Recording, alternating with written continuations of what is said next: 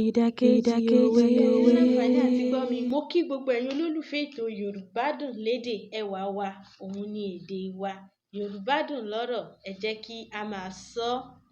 Ní ìgbà kan sẹ́yìn lórí ètò Yorùbá dùn lédè, mo ṣèlérí wípé a ó máa ṣàlàyé lẹ́kùnrẹ́rẹ́ àwọn òwe tó jẹ́ ìdàkejì òwe.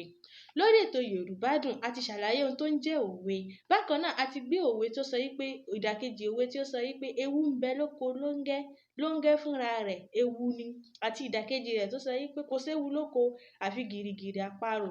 Bákan náà, a ti ṣàlàyé òwe tí ó sọ wípé ara àgbà lọ́jọ́ orí wà, àti ìdàkejì rẹ̀ tó sọ wípé ìbànújẹ́ lọ́jọ́ orí, ipò làgbà. Kí ni àwọn ìdàkejì òwe? Àwọn ìdàkejì òwe ni àwọn òwe tó jẹ́ wípé ó dàbí ìgbà tó takora wọn, ṣùgbọ́n tó jẹ́ pé tí a bá gbé yẹ̀wò dáadáa, a ó rí wípé kò takora wọn. Pẹ̀lú ìyọ̀ǹda Ọlọ́run, mo láyọ̀ láti sọ fún yín pé a ó máa ṣe láti orí episode 1 títí orí dé episode 10 pẹ̀lú ògo t'Ọlọ́run. Títò ní ìṣìjẹ máa jẹ́ episode àkọ́kọ́. Òwe tí a ó máa gbé yẹ̀wò ní òwúrọ̀ yìí ni òwe tó sọ wípé dídùn lódùn tá ń bọ̀ rẹ̀ jẹ̀kọ, tilé oge tó ge é jẹ. Àti òwe kejì tó sọ wípé àjọjẹ òdùn bíyàn kan ò ní.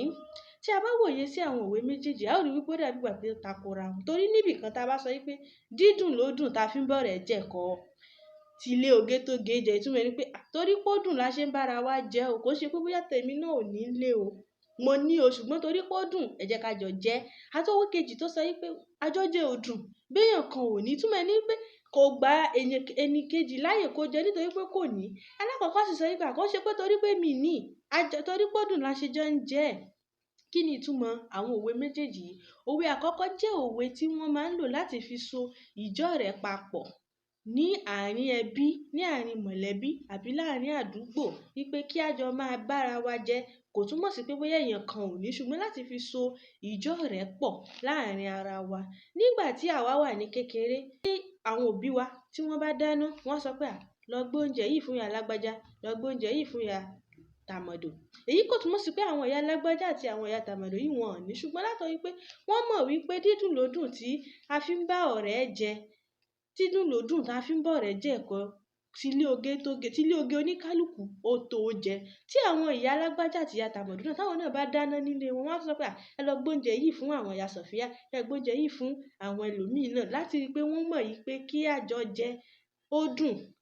Láì ṣe pé bóyá ká sọ wípé lágbájá ò ní lọ gbé oúnjẹ yìí fún, rárá, ó ní, ṣùgbọ́n torí pé ìfẹ́ wà ńbẹ̀, ẹ jẹ́ kí gbogbo wa jọ jẹ. Òwe kejì tó sọ wípé àjọjẹ òdùn bẹ́nìkan ò ní. Òwe yìí jẹ́ òwe tí wọ́n máa ń fi bá olójú kòkòrò wí, ìyẹn ẹni tó fẹ́ràn láti máa jẹ nílé oníkálùkù láì ní mú sílẹ̀ tàbí láì ní ṣe àfikún pé ó ṣẹ́ sọ́dọ̀ tèmi náà lónìí, ó yẹ jẹ́ kí a jọ jẹ. Ẹni tó jẹ́ pé ó fẹ́ràn láti máa wá kó wá sọ́dọ̀ eléyìí kó jẹ, kó lọ sọ́dọ̀ eléyìí tó jẹ. Ní àwọn elédè òyìnbó, ó ní nǹkan tí wọ́n máa ń pè ní parasite and host nínú biology. Wọ́n sọ pé èèyàn kan parasite, èèyàn kan host. Host máa dáná, parasite máa jẹ. Ó kàn máa wò pé ìwọ dáná tán tí èmi ń bọ̀ wá jẹ. So irú àwọn èèyàn tí wọ́n fẹ́ràn láti máa jẹ parasite sí anybody ni wọ́n máa ń sọ pé wo àjọjẹ òdùn bẹ́yàn kan ò ní. Ìwọ náà lọ mú tiẹ̀ wá ká jọ jẹ. Àjọjẹ òdùn bí èèyàn kan ò ní. Èyí ni fún tòní. A ó ní ìpàdé ayọ̀ lọ́sẹ̀ tó ń bọ̀.